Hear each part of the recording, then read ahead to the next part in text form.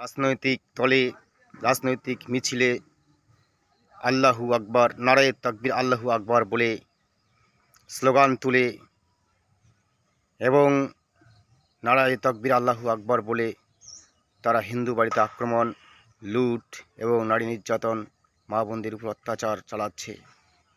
কিন্তু আমাদের ধর্মীয় স্লোগান ভগবানের জয়ধ্বনি জয় শ্রীরাম বললে তারা কখনো বিজেপির দালাল, কখনো আরএসএসের দালাল, কখনো ভারতের দালাল বলে তাগিয়ে দিচ্ছে। এই প্রসঙ্গে চিন্ময় কৃষ্ণ দাস প্রভু মহারাজ কি বলছেন শুনব।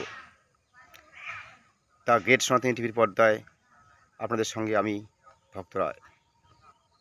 আকবার বললেই সমস্ত মুসলিম জনগোষ্ঠী এক হয়ে যেতে পারে, সেই স্লোগানকে কখনো রাজনৈতিক বলা হয় না, বলা হয় না।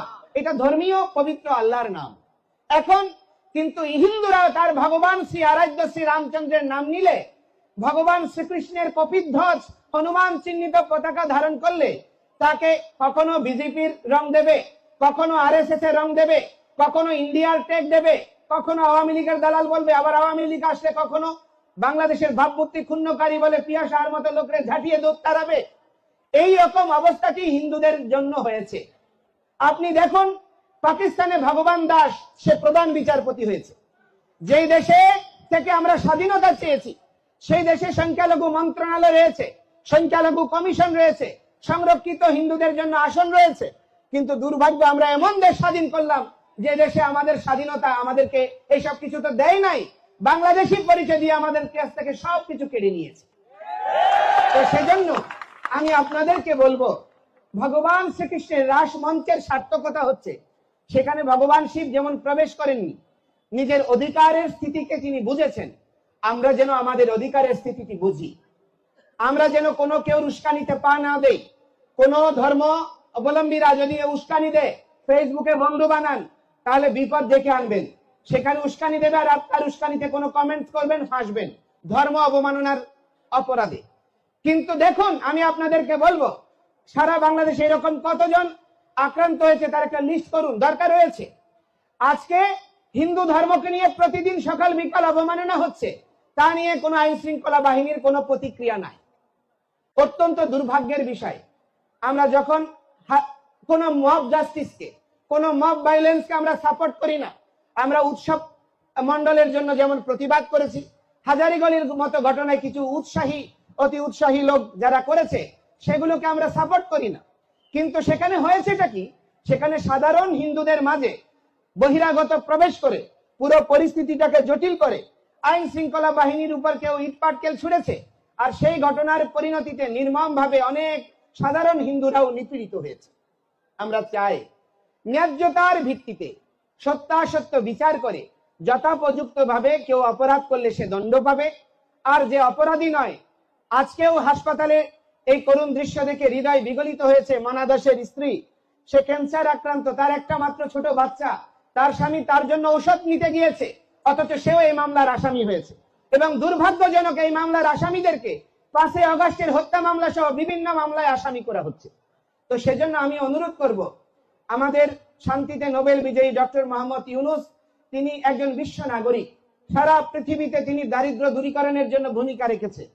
আমাদের হৃদয়ের দারিদ্রতা দূর করুন, আমাদের হৃদয়ের দুর্বলতা দূর করুন, আমাদেরকে একজন সবল নাগরিক হিসেবে বাংলাদেশের উন্নয়ন প্রগতিতে, দেশমাতৃকার কল্যাণে অবদান রাখার সুযোগ দিন। তাহলে বাস্তবিক ন্যায় প্রতিষ্ঠিত হবে।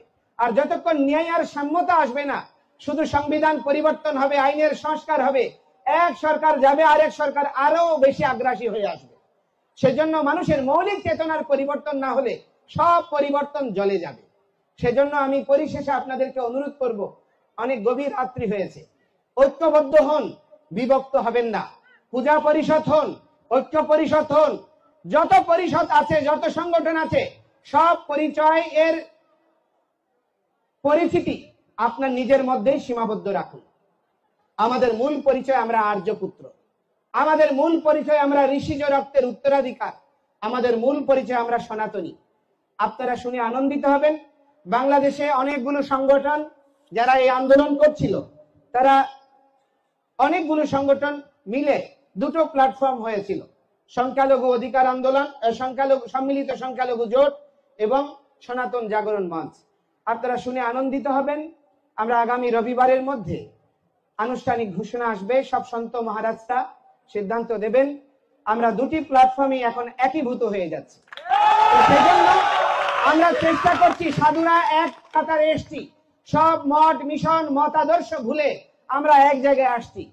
আমাদের সব যুবকেরা এক জায়গায় আসছে, যারা প্রবীণ।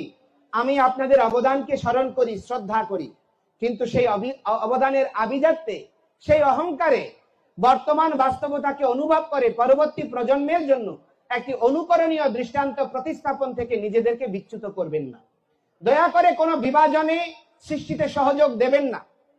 আমি আপনাদেরকে বলবো, এই রাঙ্গুনিয়ার সমস্ত মানুষেরা একত্রীভূত হন। সংঘ শক্তি যুগে জনা, এটি মহাপ্রভু শিখিয়েছেন।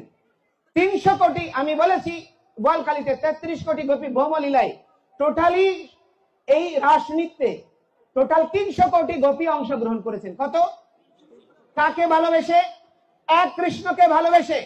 কিন্তু দুর্ভাগ্য, আমাদের বাঙালি জাতি, আমরা কোন একক নেতাও বানাতে পারি নাই, আমরা হিন্দুরাও পারিনি আমরা এক আদর্শে উদ্বুদ্ধ হতে।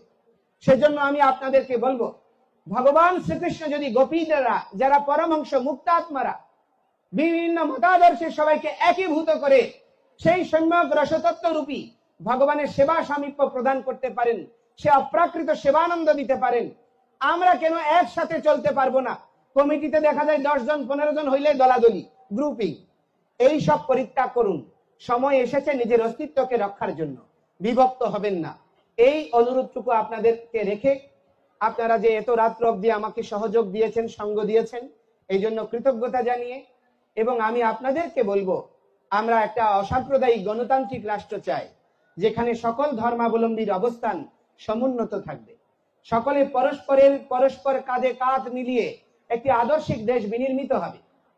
কিন্তু যারা মনে করছে হিন্দুরা, বৌদ্ধরা, পাহাড়িরা এরা এখান থেকে নির্বাসিত হলেই তাদের অধিকার রক্ষিত হবে, আমি বলছি আপনারা ভুল করছেন। এতে এখানে একটা কি হবে, একটা আফগানিস্তান, পাকিস্তানের মতো তৈরি হবে, যেখানে কেউ নিরাপদ থাকবেন না।